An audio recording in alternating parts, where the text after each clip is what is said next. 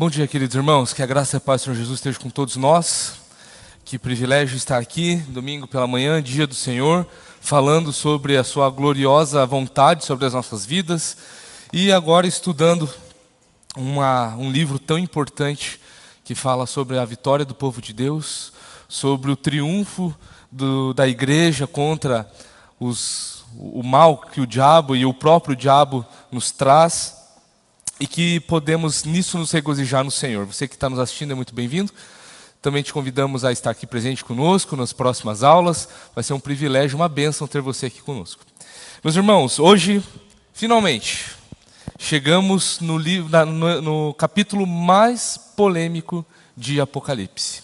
Apocalipse, capítulo 20, é o capítulo que mais dá pano para manga dentro das discussões sobre escatologia em todos os lugares que você pode ver. Nós hoje vamos apresentar algumas linhas de interpretação, lembrando que parte dessa aula, já foi falado brevemente lá na aula de número 6. Cerca de um ano atrás a gente estava estudando ainda a introdução de Apocalipse, mas depois de um ano acho que é importante recapitularmos quais são as principais linhas de interpretação de Apocalipse e da escatologia do modo geral. Então eu convido os irmãos a abrir a palavra de Deus lá em Apocalipse 20, faremos a leitura completa do capítulo. No entanto, a aula vai ser dividida em duas partes. Uma para explicarmos a questão do milênio, que é o elemento principal que traz tantas discussões, e também a primeira parte do Apocalipse 20, que vai até o versículo 3. No entanto, faremos a leitura completa do Apocalipse, capítulo 20, e diz assim a palavra de Deus: Então vi descer do céu um anjo que tinha na mão a chave do abismo e uma grande corrente. Ele segurou o dragão, a antiga serpente, que é o diabo, Satanás, e o prendeu por 1000 anos. Lançou-o no abismo, fechou-o e pôs selo sobre ele, para que não mais enganasse as nações, até que se completassem os 1000 anos. Depois disso, é necessário que ele seja solto por um pouco de tempo. Vi também tronos, e nesses sentaram-se aqueles aos quais foi dada a autoridade para julgar. Vi ainda as almas dos que foram decapitados por terem dado testemunho de Jesus e proclamado a palavra de Deus. Estes são os que não adoraram a besta nem a sua imagem, e não receberam a sua marca na testa e na mão, e viveram e reinaram com Cristo durante 1000 anos.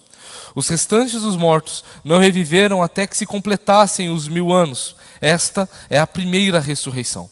Bem-aventurado e santo é aquele que tem parte na primeira ressurreição. Sobre estes a segunda morte não tem poder, pelo contrário, serão sacerdotes de Deus e de Cristo e reinarão com ele os 1000 anos. Quando, porém, se completarem os 1000 anos, Satanás será solto da sua prisão e sairá para enganar as nações que estão nos 4 cantos da terra, Gog e Magog, a fim de reuni-las para a batalha. O número dessas é como a areia do mar.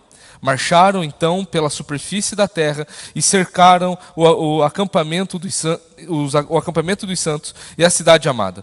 Porém, desceu fogo do céu e os consumiu. O diabo que os tinha enganado foi lançado no lago de fogo e enxofre, onde já se encontram a besta e o falso profeta, e serão atormentados de dia e de noite para todo sempre. Vi um grande trono branco e aquele que está sentado nele. A terra e o céu fugiram da presença dele e não se achou lugar para eles. Vi também os mortos, os grandes e os pequenos, que estavam em pé diante do trono. Então foram abertos livros. Ainda outro livro, o livro da vida, foi aberto. E os mortos foram julgados segundo as suas obras, conforme o que estava escrito nos livros. O mar entregou os mortos que nele estavam. A morte e o inferno entregaram os mortos que nele havia e foram julgados um por um segundo as suas obras. Então a morte e o inferno foram lançados no lago de fogo. Esta é a segunda morte, o lago de fogo. E se alguém não foi achado escrito no livro da vida, esse foi lançado no lago de fogo. Vamos orar? Bondoso Deus, lemos a sua palavra e pedimos a sua misericórdia, Deus, a sua graça que nos ilumina e que nos faz entender aquilo que nos é revelado, não simplesmente entendido. Obrigado, Deus, porque o Senhor tem estado conosco e tem nos abençoado muito tempo, Pai, ao longo desses estudos, e pedimos ao Senhor para que o Senhor me dê sabedoria na instrução, que o Senhor abra o coração dos meus irmãos e o meu também, para ouvirmos, Pai, a tua doce voz e que saiamos daqui te amando mais, Jesus. Que sejamos cada vez mais impactados, que não seja um mero ensino, que não seja um mero conglomerado de informações, mas que sejamos confrontados, desafiados pela Tua Palavra, pelo Teu Evangelho, que é o poder de Deus. Te louvamos em Teu nome, Jesus. Amém. Meus irmãos, finalmente chegamos então no capítulo mais polêmico de Apocalipse. O Apocalipse 20, ele dá muito pano para manga. Por isso que nós encontramos as linhas de interpretação sempre se baseando no milênio. Pré-milenismo, pós-milenismo, amilenismo, são as principais linhas de interpretação. Então, todos estão relacionados com o milênio. Mas antes de entrarmos propriamente dito nesse assunto sobre o milênio, quero recapitular aquilo que nós já aprendemos até aqui, né? Lembrando que o capítulo 20, ele é o início de mais uma sessão de Apocalipse, a 7ª sessão, a última sessão de Apocalipse, né? Fazendo então assim concluindo o caráter cíclico de Apocalipse, contando e recontando a mesma história da primeira vinda de Jesus à segunda vinda de Jesus. Nós encontramos lá nos capítulos de 1 a 3 os 7 candeeiros, né, as 7 igrejas, onde Jesus fala com as 7 igrejas que são os destinatários de Apocalipse, da carta de Apocalipse, né? E ali vemos também a visão gloriosa de Jesus que o apóstolo João estava ali recebendo, estava presenciando. Depois nós vemos a segunda sessão, que é a sessão dos selos, que vai do capítulo 4 até o capítulo 7. Que fala sobre os decretos abertos por Jesus e de como isso rege a história, de como Jesus tem essa autoridade de tomar o livro da mão daquele que está sentado no trono e então abrir os 7 selos, né? E aqui nós encontramos a coroação de Cristo, os 24 anciãos depositando suas coroas aos pés do Cordeiro, e depois disso nós vemos a terceira sessão, que são as sessões das trombetas, a um passo que os selos falam de como a igreja sofre por causa da perseguição. Agora nós vemos nas trombetas como os ímpios passam, o que eles passam e como eles sofrem por não se arrependerem dos seus pecados e não crerem no Evangelho. Por isso, o símbolo da trombeta, aquilo que é anunciado, aquilo que é propagado, aquilo que é desafiado. Então nós vemos as 7 trombetas e o testemunho da igreja no mundo nas pessoas ali, nos símbolos das 2 testemunhas. Depois a sessão central, ou a 4ª sessão, que é a sessão onde nós encontramos a mulher vestida do sol, com a lua sobre os pés e coroada com as estrelas. Nós encontramos ali ela dando a luz ao menino que é assunto aos céus e que rege as nações com vara de ferro, Satanás sendo expulso do céu, e com isso ele persegue a mulher e a sua descendência com grande fúria. Isso é importante para recapitularmos, porque vamos tratar um pouco sobre isso hoje, né? A expulsão de Satanás e a prisão dele, de como isso está relacionado, né? Então nós encontramos aqui a expulsão de Satanás, então nós encontramos também os outros 2 aliados do diabo, que é o anticristo, a besta que sai do mar, e o falso profeta, que é a besta que sai da terra. E depois nós encontramos no capítulo 14 Jesus no Monte Sião com os 144 mil, os mesmos de Apocalipse 7, lá que que encontramos na sessão dos selos, né?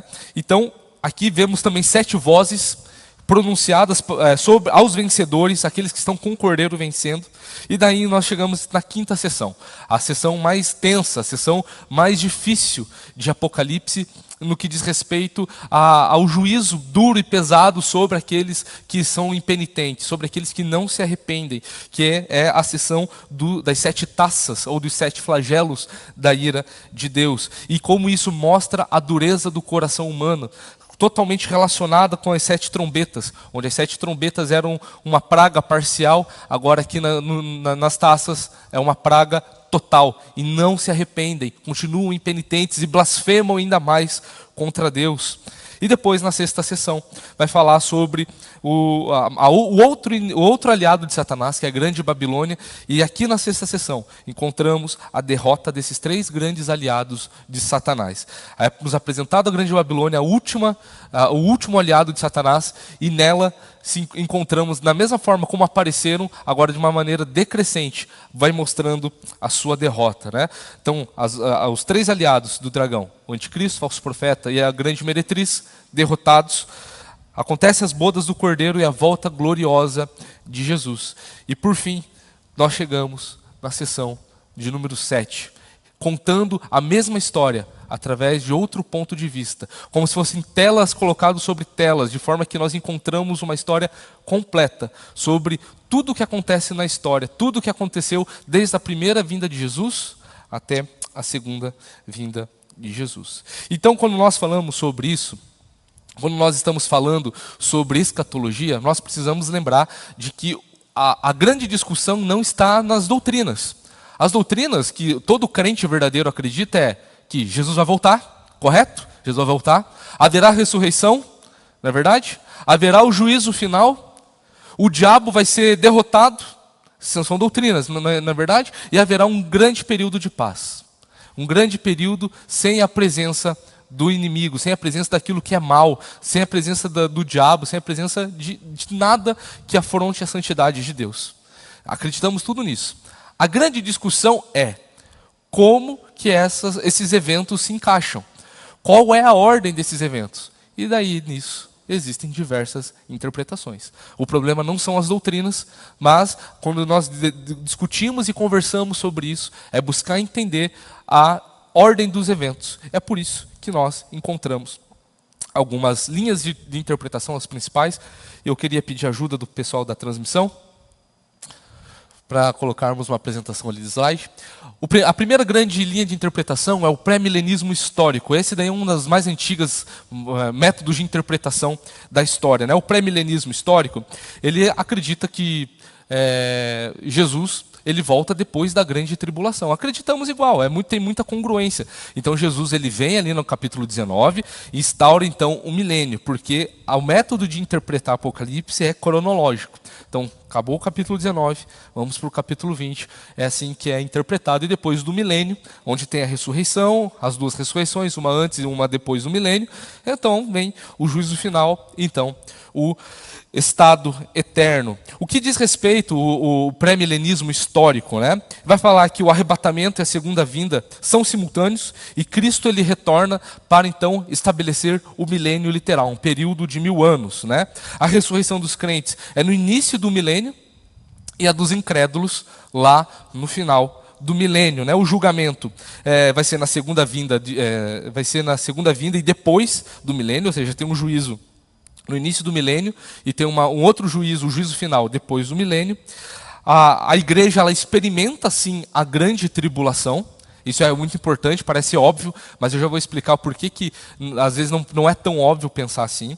Mas a igreja ela experimenta a grande tribulação, né? O milênio ele é o futuro. Ele é após a vinda de Jesus, ele é um reino literal, milenar, né? Onde todas as nações se voltam então para Israel, para Jerusalém, onde Jesus vai estar presencialmente governando de Jerusalém. E a igreja é o novo Israel do Novo Testamento, é o novo Israel. A igreja é Israel de Deus. Porém, nesse período milenial, Deus ele tratará com Israel separadamente. Porque se acredita num milênio literal que muitas das profecias do Antigo Testamento ainda não se cumpriram e por isso que se precisa de um milênio. A segunda linha de interpretação, por favor, é o pré-milenismo dispensacionalista. Essa linha é a linha mais assim conhecida no Brasil, na verdade no Ocidente, né? Ela ficou muito popularizada, não sei se os irmãos já viram, a Bíblia de Estudo Scofield.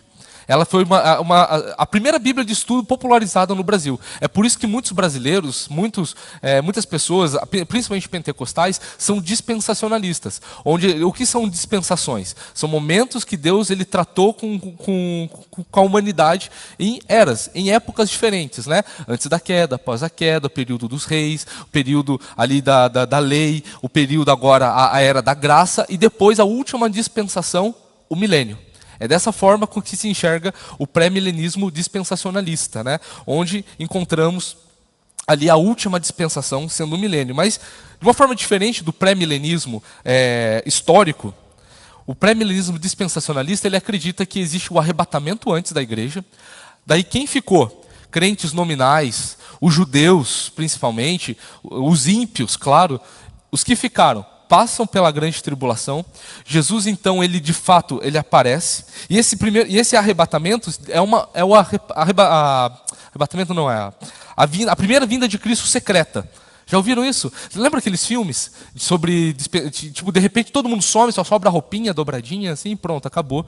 É muito comum em filmes isso, né? Porque Deixados para Trás, né? É um clássico do Tim LaHaye, né? Ele é um compilado de livros e filmes, e qualquer filme sobre Apocalipse e final do tempo, encontramos isso. As pessoas sendo arrebatadas, sumindo e ficando quem ficou, quem não é crente, quem é judeu, quem é ímpio, tudo ficando. Então essa é a linha mais comum que nós conhecemos. É a linha que mais está na cultura, que mais temos acesso e temos muita... inundou todos os ambientes da cultura, e nós compreendemos que o Apocalipse acontece dessa forma. É uma linha extremamente futurista, onde encontramos todas essas interpretações, tudo que tem em Apocalipse lá para o futuro, né? Então, como que se dá então a compreensão pré-milenista dispensacionalista? A segunda vinda de Jesus acontece em duas etapas, né? O arrebatamento e a segunda vinda são simultâneos, onde Cristo, então depois ele retorna, depois dos 7 anos de grande tribulação. Eles definem 7 anos de tribulação. Eu expliquei isso na última aula que eu dei, lá sobre as 70 semanas de Daniel, né?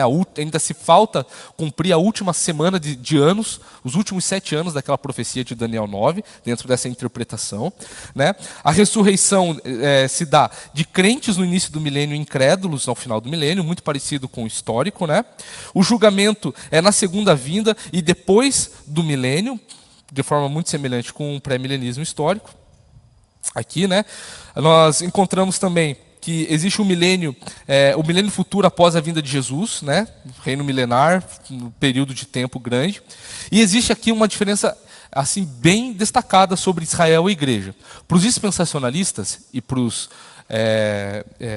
principalmente para os dispensacionalistas, melhor dizendo, Israel e igreja são povos diferentes e que têm tratamentos diferentes. Chegam até a dizer que a dispensação da graça, onde a igreja está participando, é um intervalo, é um parênteses na história do tratamento de Deus com a humanidade.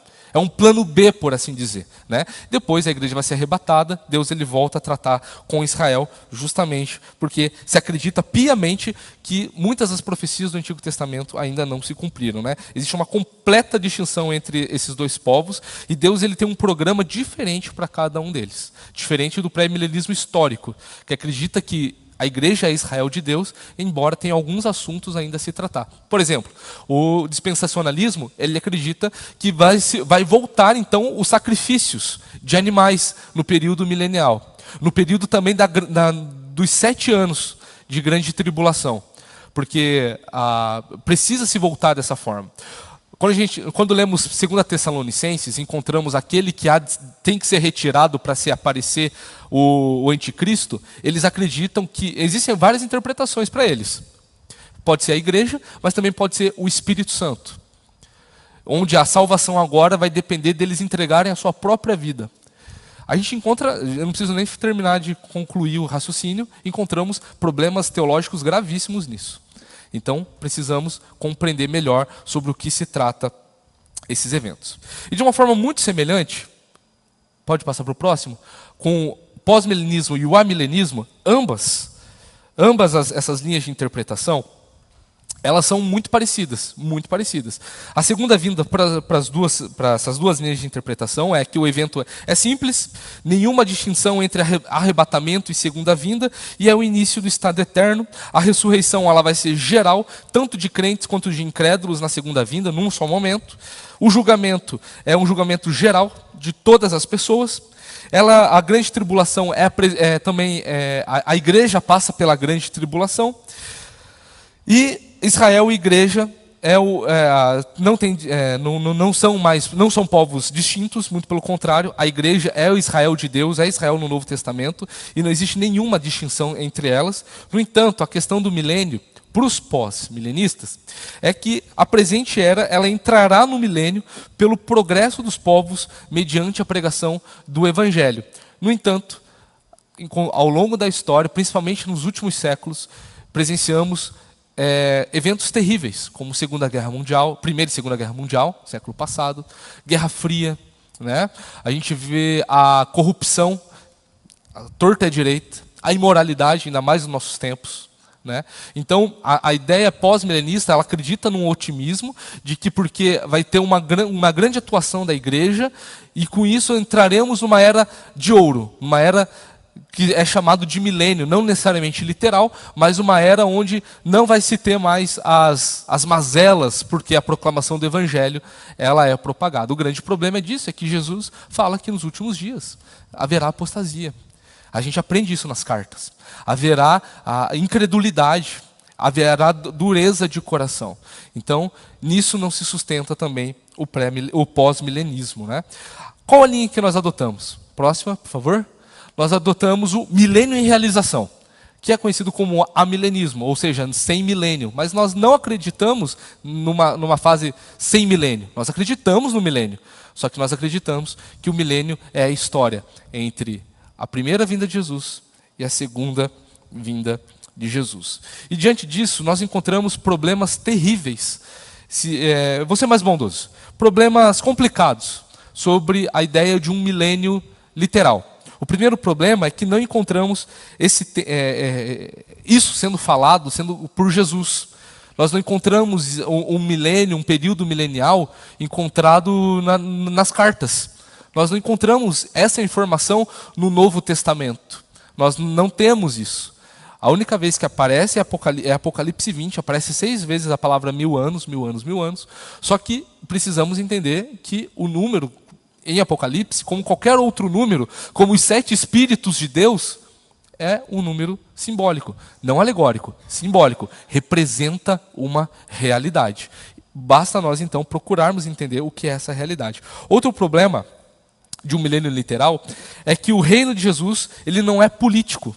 O reino de Jesus, ele não é instaurado fisicamente. E agora eu quero pedir a paciência dos irmãos, porque nós vamos abrir em várias passagens bíblicas para que nós compreendamos do que de fato são essas nuances que encontramos sobre esse período aqui. Eu queria abrir Lucas capítulo 17, Lucas capítulo 17, versículos 20 e 21. Pedir a paciência também do pessoal da transmissão lá, que eu vou pedir para abrir em vários versículos aqui para a gente ficar bem elucidado. Lucas 17, 20 a 21. Jesus ele fala assim: indagado pelos fariseus sobre quando viria o reino de Deus, Jesus lhes respondeu: o reino de Deus não vem com visível aparência, nem dirão, ele está aqui ou lá está ele, porque o reino de Deus está entre vocês. Outra passagem bíblica é João capítulo 18. João capítulo 18, versículo 36. E Jesus respondeu: o meu reino não é deste mundo. Se o meu reino fosse deste mundo, os meus ministros se empenhariam por mim, para que eu não fosse entregue aos judeus. Mas agora o meu reino não é daqui. Né? Jesus falando isso com Pôncio Pilatos. Né? Então, nós vimos Jesus falando que o reino dele ele não é um reino terreal. Jesus ele não precisa de um reino milenial, ele não precisa de um reino aqui na terra, porque já existe um reino muito superior do que qualquer reino terreno, qualquer reino literal, que é o reino de Deus. Né? Então, o milênio, como nós já encontramos aqui, ele pressupõe também esse restabelecimento de Israel para um suposto cumprimento das promessas do Antigo Testamento ainda não cumpridas. E aqui eu quero pedir a paciência dos irmãos que nós vamos abrir Antigo e Novo Testamento. Então, fiquem aí espertos com as referências. Queria abrir lá em Amós, capítulo 9. Amós, é agora, hein? Onde que está Amós, Narciso? Onde que está Amós? Tem esse livro na Bíblia? Né? Joel, que a gente vai abrir daqui a pouco. Amós capítulo 9, versículos 11 e 12. Versículos 11 e 12 diz assim: Naquele dia levantarei o tabernáculo caído de Davi, vou reparar as suas brechas e levantá-lo das suas ruínas, vou restaurá-lo para que volte a ser como era nos dias da antiguidade, para que o meu povo tome posse do restante de Edom e de todas as nações que são chamados pelo meu nome, diz o Senhor que faz essas coisas. Parece reino milenial. Parece realmente um período de paz lá no futuro, que realmente vai ser uma época de ouro para Israel. Só que não é o que o Novo Testamento diz. Abra a sua Bíblia lá em Atos, capítulo 15. Atos, capítulo 15, versículos 14 a 18. Isso aqui, o contexto, é o primeiro grande concílio da igreja, né? A primeira grande reunião de presbíteros e apóstolos em Jerusalém. Primeiro grande concílio. Tem um pastor que fala que é o primeiro grande concílio da igreja presbiteriana aqui. Enfim. E diz assim a palavra de Deus.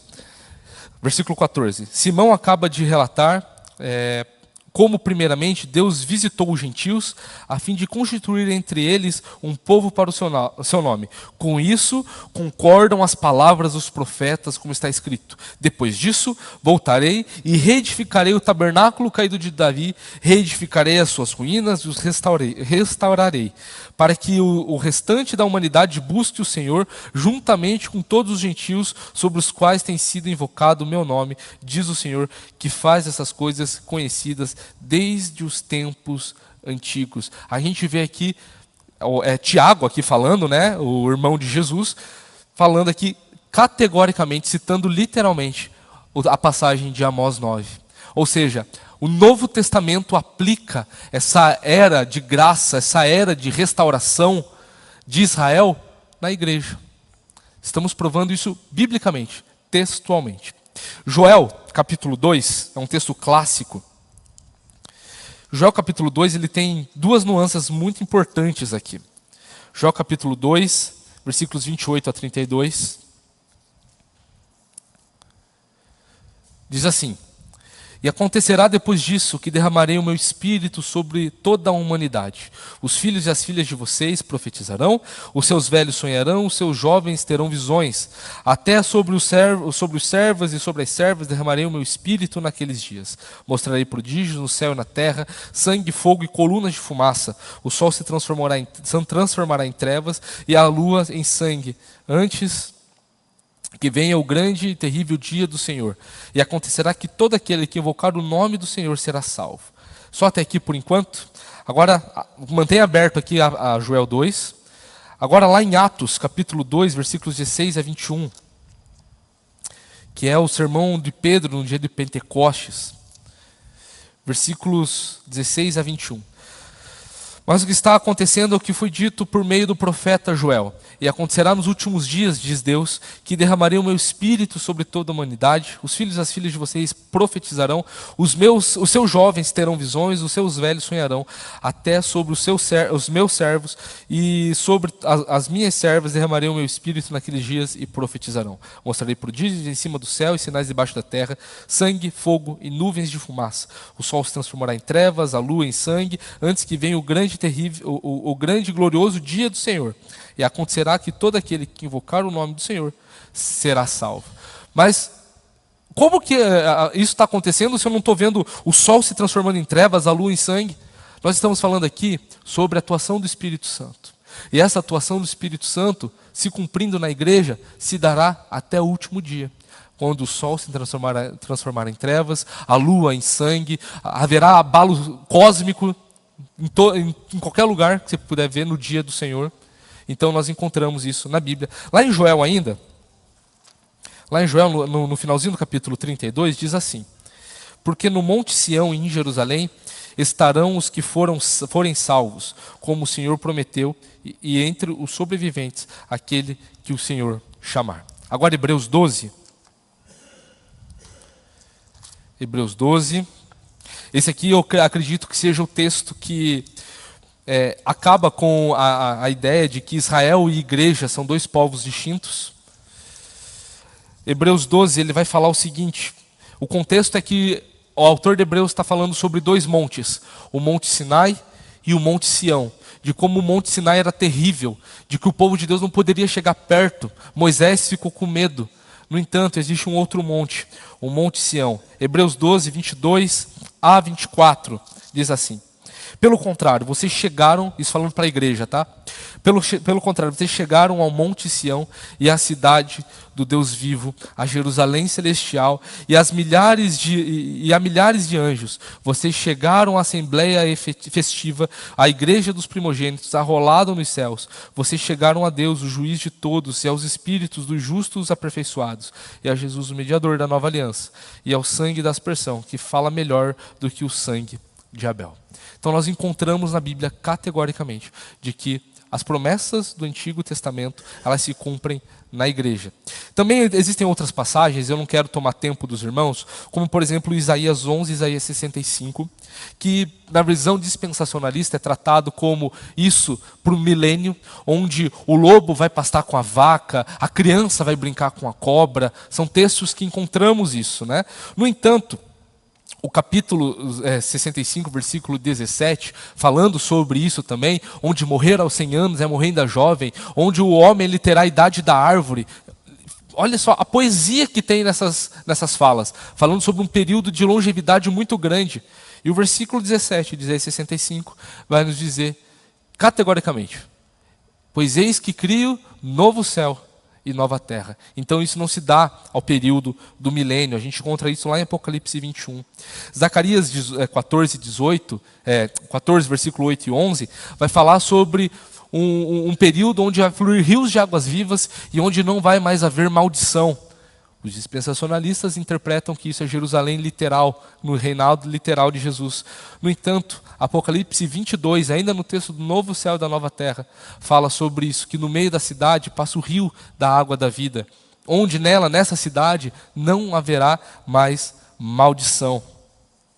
Então nós encontramos isso categoricamente, o cumprimento das promessas do Antigo Testamento na igreja. E aquelas que faltam na segunda vinda de Jesus. As promessas do Antigo Testamento sendo cumpridas na primeira vinda de Jesus e na segunda vinda de Jesus. Da mesma forma como nós estamos lendo Apocalipse aqui, né? Também vemos um outro problema, que é a ressurreição antes e depois do milênio. Porque a Bíblia ela ensina que existe um dia de ressurreição. O milênio, entendido literalmente, vai falar tem uma ressurreição antes dos justos e uma ressurreição depois dos incrédulos. No entanto, João capítulo 5, versículo 29, Daniel 12, 2, vai nos falar sobre um único dia de ressurreição. Vai falar que a ressurreição vai ser geral nesse dia. Outro problema que encontramos aqui é na ordem como acontece esse arrebatamento no que diz respeito à ressurreição dos mortos. Lá em 1 Tessalonicenses, capítulo 4, 15 e 17, o apóstolo Paulo, consolando aqueles que estavam perdendo os seus irmãos por causa das perseguições, o apóstolo Paulo fala que nós, vivos, não precederemos aqueles que estão mortos. Ou seja, haverá a ressurreição primeiro de mortos e nós depois seremos arrebatados juntos com eles. O apóstolo Paulo nos ensinando isso. E com isso, entramos em outro problema de um milênio literal. Como que se dará a vida no milênio? Porque acredita-se que no milênio literal ainda haverá morte, ainda haverá pecado, haverá mais longevidade dentro da interpretação literalista do milênio. Mas ainda haverá todos esses problemas. Se já houve a ressurreição de justos no início e haverá só mais uma ressurreição no final, o que acontece com os justos que morrem no milênio? Ou eles vivem por 1000 anos e não ressuscitam mais, não tem como ressuscitar, ou existe um problema na ordem da sequência da ressurreição.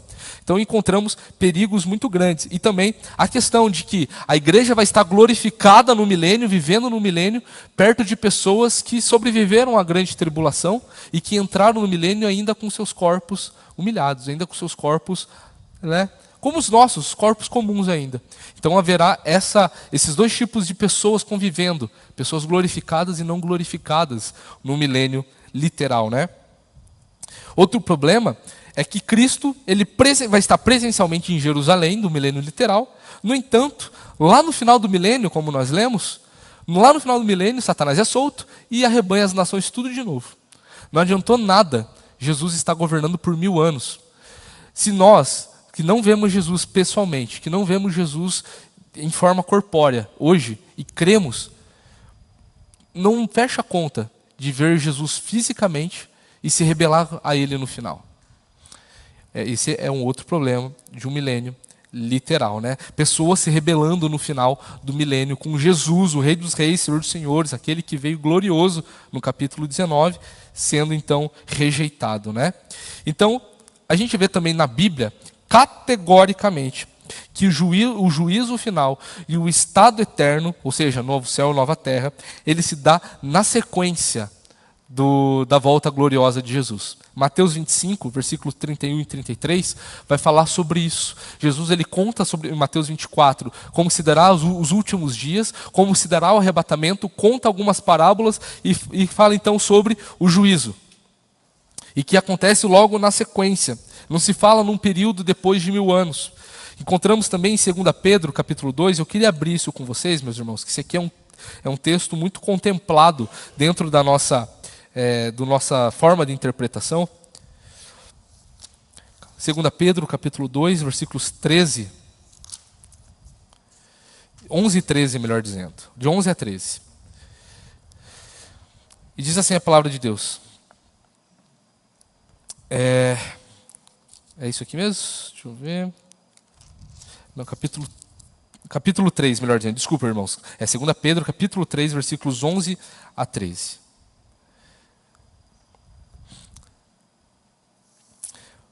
Uma vez que tudo será assim desfeito, vocês devem ser pessoas que vivem de maneira santa e piedosa, esperando e apressando a vinda do dia de Deus. Por causa desse dia, os céus incendiados serão desfeitos e os elementos se derreterão pelo calor. Nós, porém, segundo a promessa de Deus, esperamos um milênio? Não. Esperamos novos céus e nova terra, nos quais habita a justiça. A nossa espera, enquanto nós passamos por tudo isso, na volta de Cristo, é novo céu e nova terra.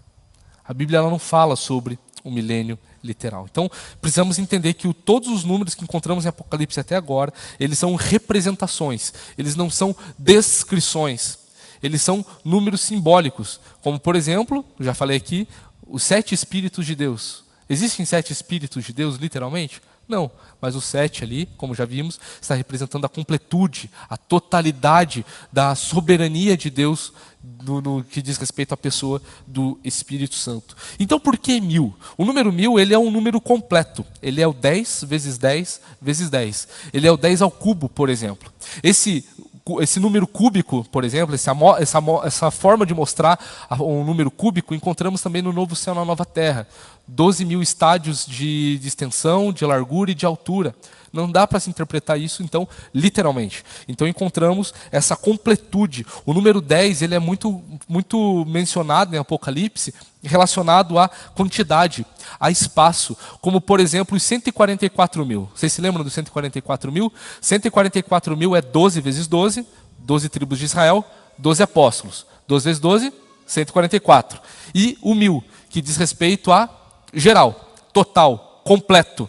Ou seja, o povo de Deus completo na história, reinando com Jesus e seguindo o Cordeiro, como nós encontramos em Apocalipse 14. Então o número 1000, ele representa essa totalidade. Ele é um símbolo sobre um grande período de tempo, 1000 anos, é um grande período de tempo onde a igreja vai estar reinando. Porque o texto nos fala que os 1000 anos é para que a igreja reine junto com Jesus. Então é um período em que os mortos estão reinando com Cristo no céu, como encontramos várias vezes em Apocalipse, e vamos continuar vendo a partir das próximas aulas. E, enquanto isso, aqui na terra, ocorre a proclamação do Evangelho. O reino de Deus se espalhando por causa da proclamação do Evangelho. Estamos reinando. Lucas 17, 20 vai falar, como já lemos, vai falar que o reino de Deus está aqui. O reino de Deus não vem com visível aparência. O reino de Deus, isso aqui é muito importante, eu queria abrir a palavra de Deus lá em Atos 2 novamente. Atos 2, versículos 29 a 36. Uma das dos argumentos dispensacionalistas é que eles vão dizer que precisa-se, por exemplo, Jesus ele cumprir a profecia que foi dada sobre Davi, sobre Jesus sentar no trono de Davi e então reinar os 1000 anos, por assim dizer, né? Só que lá em Atos capítulo 2, Pedro ainda pregando, ele vai falar lá a partir do versículo 29 o seguinte: Irmãos, permito-me falar-lhes claramente a respeito do patriarca Davi. Ele morreu e foi sepultado, e o seu túmulo permanece entre nós até hoje. Sendo, pois, profeta, e sabendo que Deus lhe havia jurado que um dos seus descendentes se assentaria no seu trono, prevendo isso, referiu-se à ressurreição de Cristo, que nem foi deixado na morte, nem o seu corpo experimentou corrupção. Deus ressuscitou esse Jesus, e isto todos nós somos testemunhas. Exaltado, pois, à direita de Deus, tendo recebido do Pai a promessa do Espírito Santo, derramou isso que vocês estão vendo e ouvindo. Porque Davi não subiu aos céus, mas ele mesmo afirma: disse o Senhor ao meu Senhor, senta-se à minha direita, até que eu ponha os meus inimigos por estrado dos seus pés. Portanto, toda a casa de Israel esteja absolutamente certa de que a esse Jesus que vocês crucificaram, Deus o fez Senhor e Cristo. Então Jesus está reinando. Jesus não precisa de um cumprimento literal dessas coisas. O Espírito Santo aqui, inspirando o apóstolo Pedro, está nos dizendo que o reino de Cristo, aquela profecia de Jesus se assentar no trono de Davi, se cumpriu na sua ressurreição. O texto é claro, o texto é categórico quanto a isso, né? E Jesus, aqui no contexto, que tudo que nós estamos vendo, os inimigos de Cristo estão caindo. Nós precisamos ter essa compreensão de entender o contexto de todo o Apocalipse, em que período isso está acontecendo. Nós já vimos outros inimigos de Cristo sendo derrotados. Ainda faltam outros 3. Satanás, a morte, o inferno e a morte. São esses que faltam. E agora é dedicada aqui a primeira parte a falar sobre a queda de Satanás, né? Depois, dentro do capítulo 20, né, a prisão de Satanás, de 1 a 3, os santos de Cristo, com Cristo que estão nos céus, de 4 a 6, a derrota definitiva de Satanás, de 7 a 10, que contempla todo o período milenial aqui descrito em Apocalipse 20, né? E depois o juízo final. Então o foco aqui é a derrota de Satanás e então os eventos da segunda vinda gloriosa de Jesus. É nisso que se concentra essa última sessão. A derrota definitiva de Satanás e os últimos eventos. Julgamento final e novos céus e nova terra. E com isso, ainda temos um tempo, queria falar um pouco sobre a prisão de Satanás, né? Então, o que significa essa prisão de Satanás? Porque muitos dos nossos críticos, daqueles que criticam a interpretação amilenista, vai falar assim: não, Satanás não está preso, não tem como. Né? Satanás está fazendo muita coisa aí, à torta à direita, não tem como Satanás estar preso. Então, precisamos entender o que significa a prisão de Satanás. Primeiro, o que significa para aqueles que estão vivendo isso, que estão recebendo essa carta lá depois, quando o apóstolo João enviou as 7 igrejas. O que aquelas igrejas estavam vivendo? Elas estavam vivendo contexto de idolatria, contexto de perseguição e tudo mais. Então o reino de Deus, pela proclamação do evangelho, então se propaga sobre toda a terra, acabando com isso. E o nome de Jesus sendo anunciado entre as nações. O contexto aqui da prisão de Satanás, ela precisa ser recapitulado no sentido daquilo que era falado no Antigo Testamento. Satanás ele mantinha as nações nas trevas. Existia apenas uma nação eleita, que era Israel, que era uma sombra daquilo que a igreja veio a ser, né? Isaías 9, versículo 2, vai falar: eis que chegou então brilhante luz. Isaías 60, versículos 2 e 3, falam que as nações estão nas trevas, mas agora resplandeceu a sua brilhante luz também, né? Então a Bíblia deixa muito clara que o contexto do Antigo Testamento é que somente Israel era o povo eleito, era somente o povo que recebia então a revelação de Deus, os oráculos, os profetas. Encontramos isso lá em Romanos 9. Vemos tudo isso em Israel. No entanto, no Antigo Testamento, sendo Israel só eleita, a nova aliança, a partir do Novo Testamento, a partir daquilo que Jesus faz, isso é dado ao mundo. Isso é cumprimento do Salmo de número 2, versículos de 7 a 8, que ali é um salmo messiânico, falando sobre peça-me as nações e eu te darei. Isso referindo-se a Jesus Cristo, né? Então as trevas espirituais, elas cobriam as nações e elas não deveriam, elas não devem mais continuar. Essa é a grande novidade sobre aquilo que Jesus fez. E a ênfase aqui sobre a prisão de Satanás, lembrando, os elementos que encontramos no capítulo 20 são elementos simbólicos. Lembrando que Satanás é um espírito, ele não pode ser preso com uma corrente, ele não pode ser colocado dentro de um abismo literalmente, ele não pode ser selado literalmente em uma cadeia de ferro e tudo mais. Não é uma chave literal que encontramos em Apocalipse 20. Então precisamos entender o que são essas coisas sobre a prisão de Satanás. Então, a ênfase aqui existem alguns verbos no versículo 1 do capítulo 20, falando assim que desceu um anjo do céu e tinha uma chave na mão e uma grande corrente. Ele segurou o dragão, a antiga serpente, que é o diabo, o Satanás, e o prendeu por 1000 anos. Lançou-os no abismo, fechou e pôs um selo, para que não mais enganasse as nações. Então encontramos esses verbos deixando bem claro sobre a prisão de Satanás, com um objetivo, para não mais enganar as nações. Esse objetivo ele é muito claro.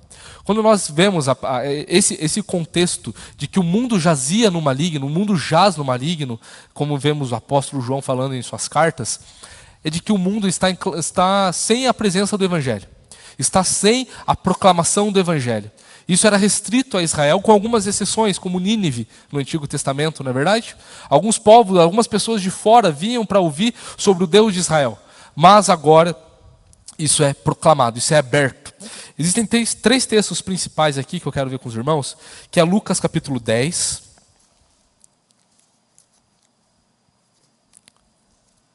Lucas capítulo 10, versículos 17 a 20.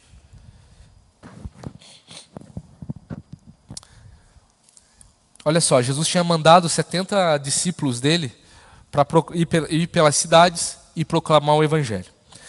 E aí chega aqui o versículo 17. Então os 70 voltaram cheios de alegria, dizendo: Senhor, em seu nome, melhor dizendo, os próprios demônios se submetem a nós.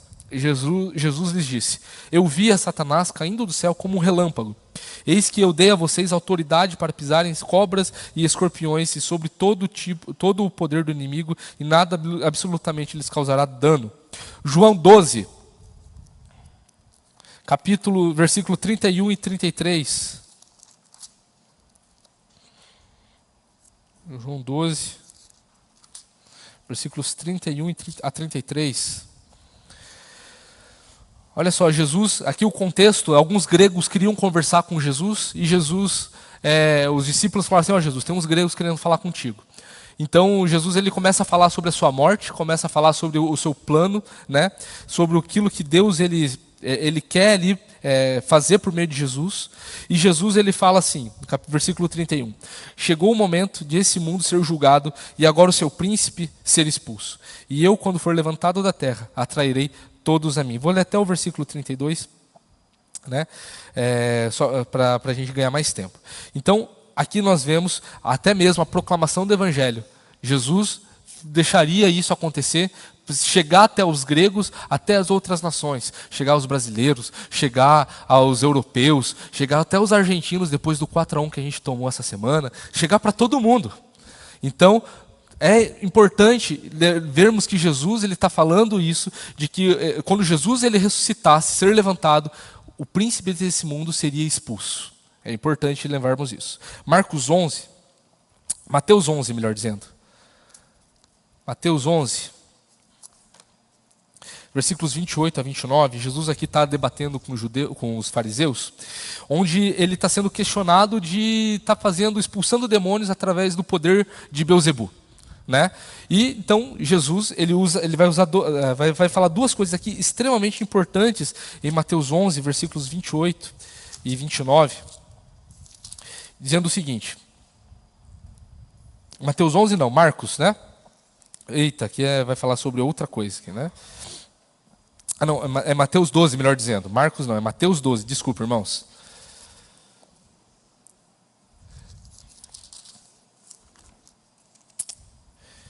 (28 e 29). Mateus 12, 28 e 29. Se, porém, eu expulso os demônios pelo Espírito de Deus, certamente é chegado o reino de Deus sobre vocês. Ou como pode alguém entrar na casa do valente e roubar-lhe os bens sem primeiro amarrá-lo? E só então saqueará a casa dele. Olha só que importante isso que Jesus está nos ensinando. Perceba então que a derrota de Satanás está diretamente ligada com a obra que Cristo realiza, com a proclamação do Evangelho e com o poder do Espírito Santo. Tudo aquilo que a gente vivencia hoje, tudo aquilo que nos dá autoridade para proclamar o Evangelho. E olha só que interessante o versículo 29 aqui, que Jesus ele faz uma parábola do valente. A mesma palavra que usa aqui para amarrar é a mesma palavra que encontramos lá em Apocalipse 20. Jesus ele amarrou o valente primeiro e agora está saqueando a casa dele. Jesus o que está dizendo o seguinte: Satanás detinha o poder e a autoridade sobre as nações. Só que agora eu cheguei, porque eu cheguei, o reino de Deus chegou junto comigo, porque eu opero essas coisas pelo poder do Espírito Santo, o mesmo Espírito Santo que atua em nós, e por causa disso Satanás está amarrado e eu estou saqueando o reino de Satanás. É isso que Jesus está nos falando. É nisso que consiste o reino de Deus, através do poder e da atuação do Espírito Santo, através do seu povo que é dado pelo próprio Cristo à igreja. E por causa disso nós podemos declarar que estamos reinando com Jesus.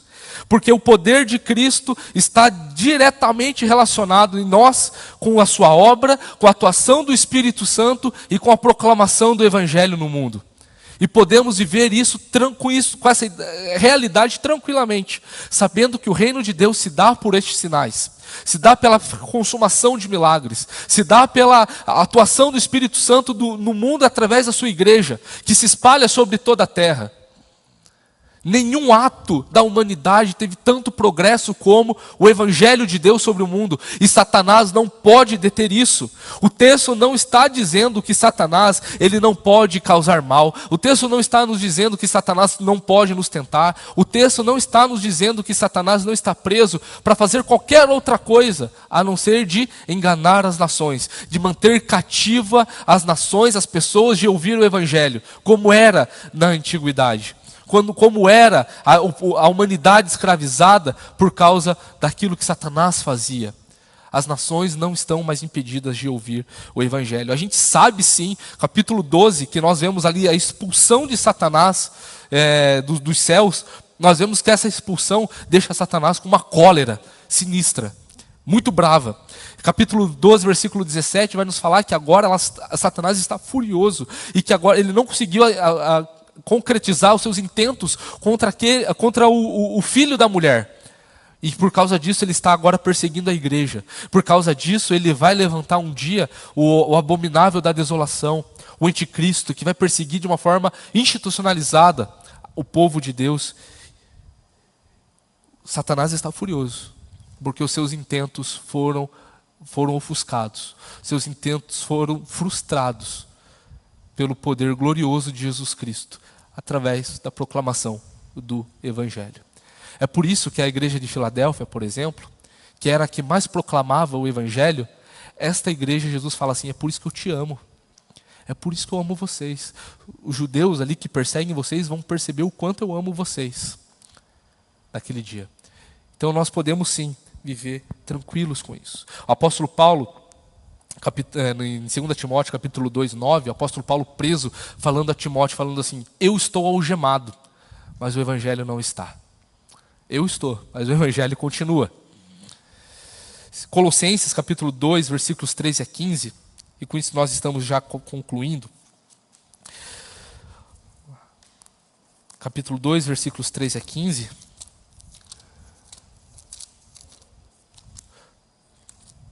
Colossenses, capítulo 2, 13 a 15. Olha só o que Jesus fez através da sua obra salvífica na cruz. E quando vocês estavam mortos em seus pecados, e nas incircuncisão da carne, ele lhes deu vida juntamente com Cristo, perdoando todos os nossos pecados, cancelando o escrito de dívida que era contra nós e que constava de ordenanças, o qual nos era prejudicial. Removeu inteiramente, cravando-a na cruz e despojando os principados e as potestades, publicamente os expôs ao desprezo, triunfando sobre eles na cruz. Dentro da mentalidade romana, quando o exército romano fazia uma pilhagem em algum território e faziam cativos muitos dos soldados que estavam ali, existia o despojo, ou seja, tirava tudo que era daqueles soldados. Tirava a roupa, tirava a dignidade deles, tirava a família, tirava dinheiro, tirava tudo deles. Aprisionava-os, traziam-os para Roma. E ali, publicamente, aqueles soldados presos, eles eram humilhados. Eles eram, assim, de forma humilhante, degradados ali. Eles eram colocados à miséria. Paulo usa uma linguagem militar aqui, a igreja dos Colossenses. Paulo está usando esse termo de despojar os principados e as potestades publicamente, porque era uma linguagem conhecida na época. Eles eram algemados, presos, então humilhados em via pública. E é dessa forma que o apóstolo Paulo está nos falando o que a cruz fez com o reino das trevas. O reino das trevas está preso. O reino das trevas está humilhado por causa daquilo que Jesus fez. Porque existia uma questão legal, isso no sentido de legalidade, né? Do que eu falo. Existia uma questão legal que Jesus cumpriu na cruz e agora ele pode falar aquilo que encontramos em Mateus 28, 18 a 20. Toda autoridade me foi dada nos céus e na terra. Ide, portanto, por todo o mundo, pregando o evangelho, batizando em nome do Pai, do Filho e do Espírito Santo, ensinando tudo que eu vos ensinei. E eu estarei convosco até o último dia. Essa autoridade que Jesus tem, Ele nos dá. E nós podemos viver e presenciar essa autoridade com Jesus hoje. Qualquer outra forma de interpretação que vai dizer que a prisão de Satanás é diferente daquilo que é enganar as nações, é bater em espantalho. Sabe o que é bater em espantalho? Por exemplo, a gente tem um argumento A. O nosso crítico, ele vai falar que, na verdade, o nosso argumento é B. E vai bater nesse argumento B. Mas a gente nunca falou o argumento B. A gente fala o argumento A. A gente está falando que Satanás ele está preso no sentido de não mais enganar as nações. De não mais manter as nações cativas nas trevas. O evangelho, ele chega. O evangelho é difícil chegar em alguns lugares, mas ele chega. Nem que seja contrabandeado. Nem que seja do jeito que der para passar. Ele chega. Irmãos nossos no passado até se vendiam como escravos, porque eles sabiam que lá tinha gente escrava que nunca poderia ouvir o evangelho se eles não fizessem isso. Esse é o poder do evangelho. Jogar o milênio para o futuro, o reino de Deus lá no futuro, para que se cumpra coisas do Antigo Testamento, baseado numa suposta interpretação de que precisa se cumprir. Isso é esvaziar a majestade de Cristo hoje. E é esvaziar que Jesus ele reina hoje. E no final desse milênio, a Bíblia nos fala que haverá um período de soltura de Satanás, onde ele vai arrebanhar as nações, onde ele vai enganar de novo as nações. Essa é uma descrição que nós já estudamos muitas vezes em Apocalipse, que é aquele período tribulacional, aquele período onde a igreja ela vai deixar de ser atuante no mundo por causa de perseguições políticas, de perseguições religiosas. A gente vai ver isso, a gente viu na verdade isso personificado no anticristo e no falso profeta. A hostilidade do poder militar, econômico e civil, juntamente com a hostilidade da falsa religião, e ainda mais com o terceiro aliado, que é a grande Babilônia, que é a luxúria para desviar os crentes da santidade e manter escravos os ímpios. Nós vimos isso tudo. Esse poderio está atuante no mundo de uma forma ainda muito breve, muito branda, muito tranquilinha em relação àquilo que vai ser no futuro. Nesse período tribulacional, onde Satanás então vai ser solto, porque é preciso que ele seja solto. O texto bíblico nos fala, né, isso. Né, o capítulo 20 ele vai nos falar sobre isso. Quando, porém, se completarem os 1000 anos, Satanás será solto e sairá para enganar as nações que estão nos 4 cantos da terra. Né? É um breve tempo. Né? Satanás ele será solto por um brevíssimo tempo. Depois disso é necessário, versículo 3, que ele seja solto por um pouco de tempo. A gente já encontrou essa expressão, um pouco de tempo, em Apocalipse, algumas vezes. A gente já encontrou isso lá na atuação do anticristo, no Apocalipse 13. A gente já encontrou isso lá nos 3 dias e meio, que as 2 testemunhas são mortas, elas ficam mortas 3 dias e meio. Nós encontramos essa brevidade de tempo anteriormente. Aqui só é recapitulado de novo sobre um assunto que já foi falado, porque agora o foco é a derrota definitiva de Satanás, o juízo final, então, novos céus e nova terra. E com isso nós podemos ficar bem, porque nós temos Jesus. Nós podemos ficar alegres, porque nós reinamos com Jesus. Porque nós somos sacerdotes e reis com Jesus. Nós somos nação santa, povo exclusivo de Deus. Nós podemos nos alegrar com isso. E podemos ter essa esperança hoje, sabendo que reinamos com Jesus. Nós não precisamos esvaziar a glória e a majestade de Jesus, dizendo que isso está no futuro. E com isso trazendo várias implicações problemáticas para a doutrina, aquelas doutrinas que nós falamos no início. Que Jesus vai voltar, que haverá ressurreição de vivos e mortos, que Satanás será derrotado, que vai ter um novo céu e uma nova terra. Não é verdade? A gente viu tudo isso.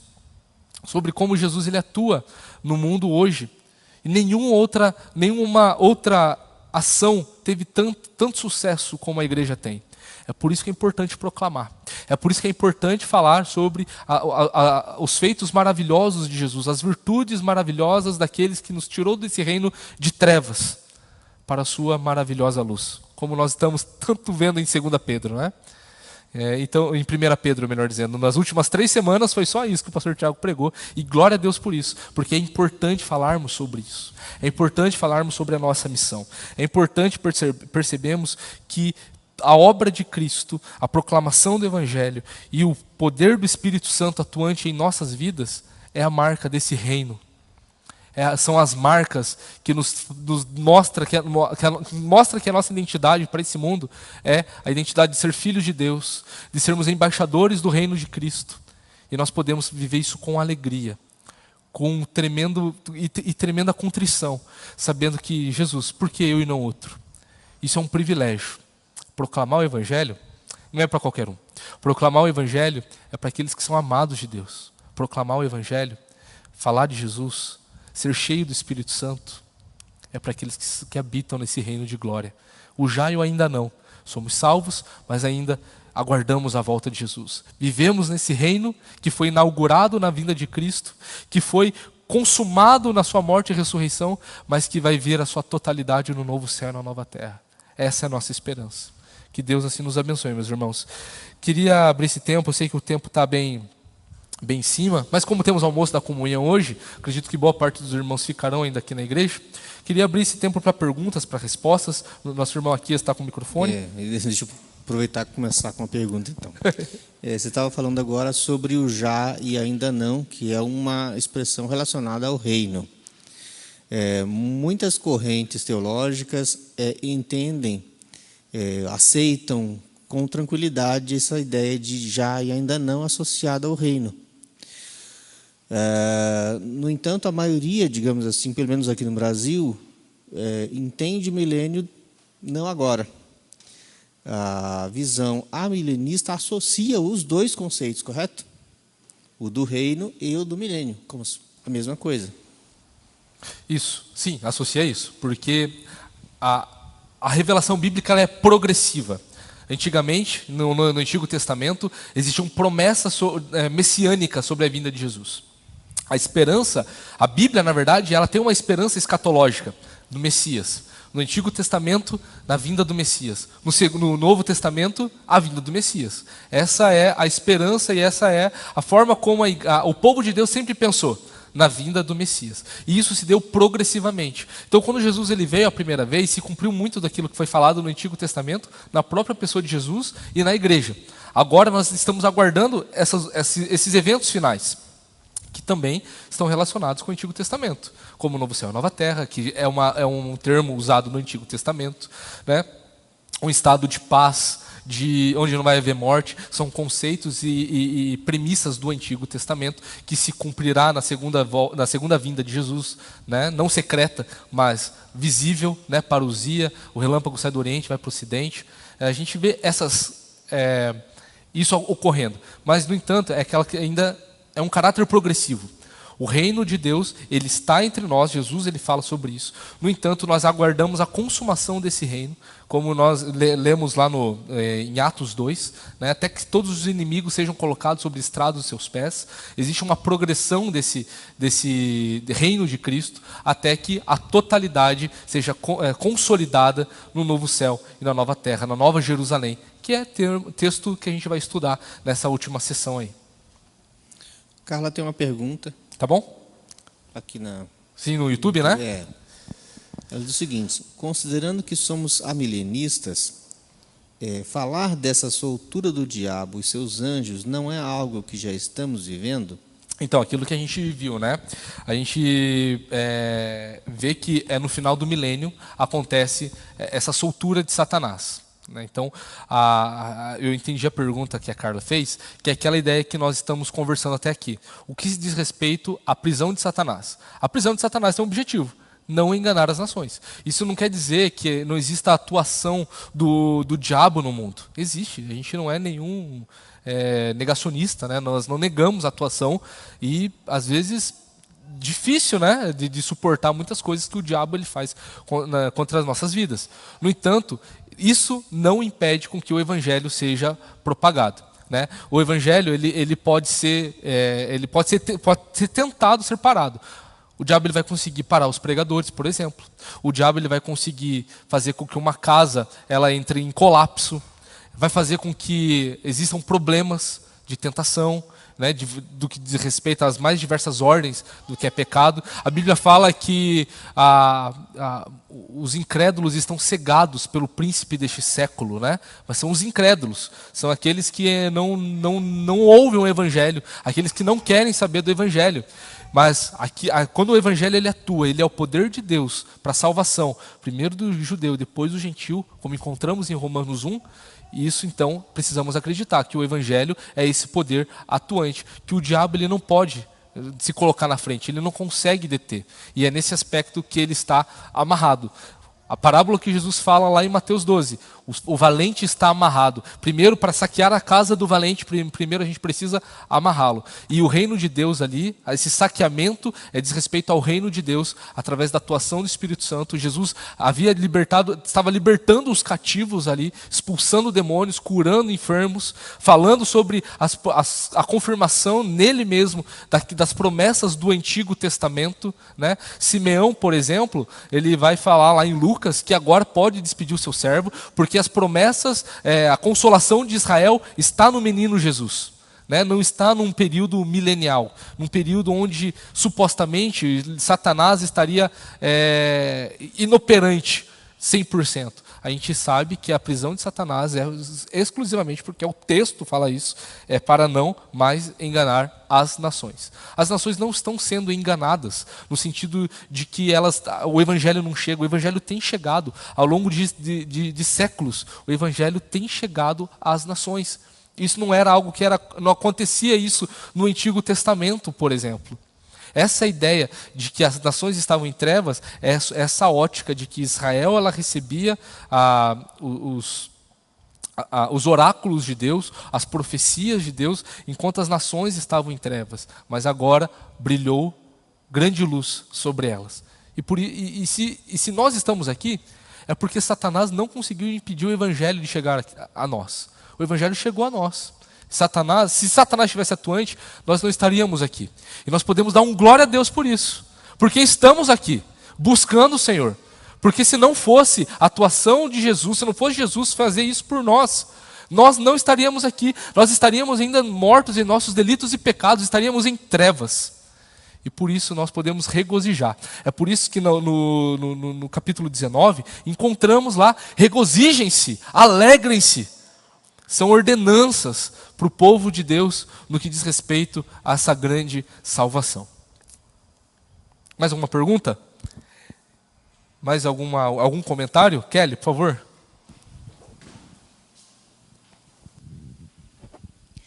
Então, resumindo o que eu estou entendendo aqui, nós estamos vivenciando o milênio, né? Nós não temos... Satanás, ele tem as limitações dele, porque Deus restringe isso, né? Então, temos em países aí perseguições intensas, que a gente não faz ideia, porque nós estamos vivendo aqui num país abençoado por Deus, né? Então, tem os problemas do nosso país, certo?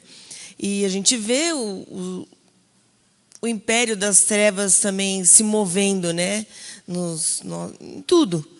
Então, o que eu estou entendendo é isso, que nós estamos vivendo no milênio, e depois, quando Cristo estiver para voltar, aí Satanás é preso de vez e é lançado com seus anjos no fogo com aqueles, isso lá no julgamento. Isso, na volta de Jesus.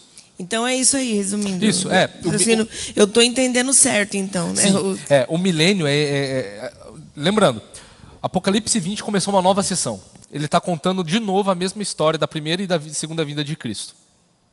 Então o milênio é esse período de tempo onde no céu estão reinando os mortos, os nossos irmãos, a igreja triunfante, enquanto aqui na terra está sendo propagado o evangelho. Esse é o período de tempo que a Bíblia chama de milênio, de reino milenar, né? Porque o reino de Deus ele já está atuante, e as marcas do reino de Deus é proclamação do evangelho, é libertação dos cativos, é gente sendo curada, é gente sendo libertada do poder de Satanás.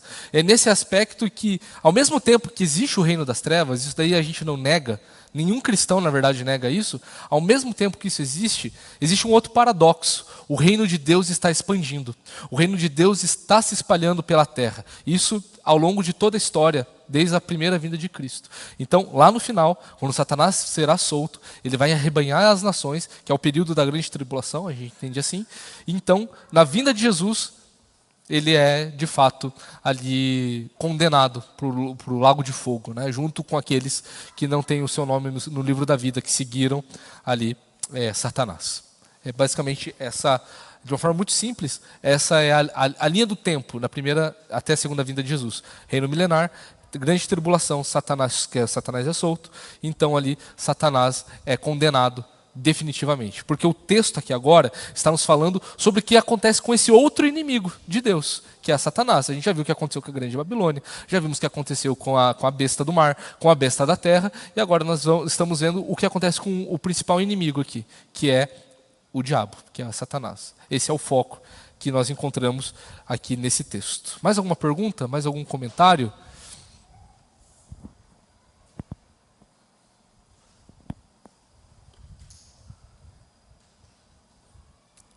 Tranquilo? Tudo certo, gente? Ufa! Deu para falar um pouco sobre o milênio, né? Na semana que vem tem mais, e na outra também, e depois também. A gente vai continuar no capítulo 20 ainda por um tempo, né? Ao longo desse mês aí que se inicia, a gente ainda vai continuar falando sobre Apocalipse 20. Existem temas bem desafiadores. Espero que a aula hoje tenha sido bem de grande compreensão, falando sobre o que é o milênio, quais são os problemas que implicam um milênio literal, sobre como que se dá o milênio através dessas marcas que o reino de Deus carrega através da obra de Cristo, né? Sobre o que se trata a prisão de Satanás.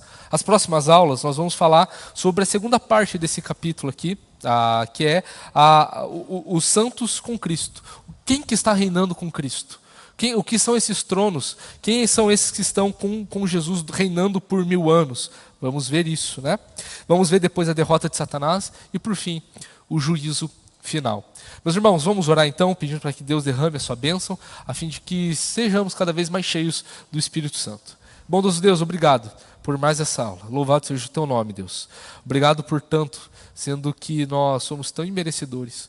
Obrigado, Deus, porque o Senhor nos ama demais e podemos reinar com o Senhor. Obrigado, Deus, porque temos muitas bênçãos para contar e louvamos o Senhor porque estamos reinando contigo hoje como povo de Deus aqui reunido. Nos ajuda, Deus, a proclamar mais o Evangelho. Nos ajuda, Pai, a sermos mais diligentes com esse nobre ofício.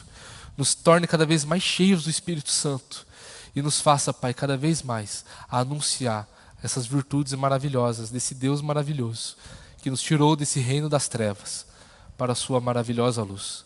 Obrigado, Jesus, porque o Senhor é bom e o Senhor tem cuidado da gente. Somos tão pequenos e o Senhor é tão grande. Como somos necessitados de Ti. Que possamos, Pai, enquanto o Senhor não volta, ou enquanto nós estivermos vivos, proclamar o teu reino, expandir o seu reino. Nos ajude, Deus, com as missões, nos ajude, Deus, com as plantações de igreja, nos ajude, Deus, com a proclamação do evangelho no nosso trabalho, na nossa escola, na nossa faculdade. O mundo precisa, Pai, conhecer Jesus. O reino de Deus está próximo, o reino de Deus está no meio de nós. Que possamos, Pai, ser teus instrumentos, sermos concidadãos, Pai, que glorificam o nome desse grande rei que é Jesus Cristo. Obrigado, Jesus, porque podemos vivenciar essa era de glória, Pai, com o Senhor, diante das mazelas que o diabo tenta colocar no nosso caminho, diante das hostilidades que o mundo tenta nos assolar. Mas firmes, mais que vencedores, porque temos o Senhor. Somos habitação do Espírito Santo e podemos nos alegrar no Senhor hoje, proclamando o Senhor hoje, falando de Jesus hoje. Nos dê ousadia, Pai, nos dê, Pai, tudo o que é necessário para que possamos pregar com sabedoria, com autoridade, porque o Senhor nos dá essa autoridade que impera sobre os céus e terra, e que por isso nós podemos falar. Sejamos cheios do Teu Santo Espírito. Dá-nos, Senhor Deus, um resto de dia na Tua bênção, na Tua graça. Abençoe o nosso almoço de hoje. Louvado seja o Senhor pela sua igreja, a Igreja Presbiteriana Tarumã, que está fazendo 67 anos. Obrigado, Pai, por essa história linda, por essa prova, Pai, real, material, de que o seu reino tem se expandindo ao longo dos tempos, ao longo das décadas, dos séculos, dos milênios.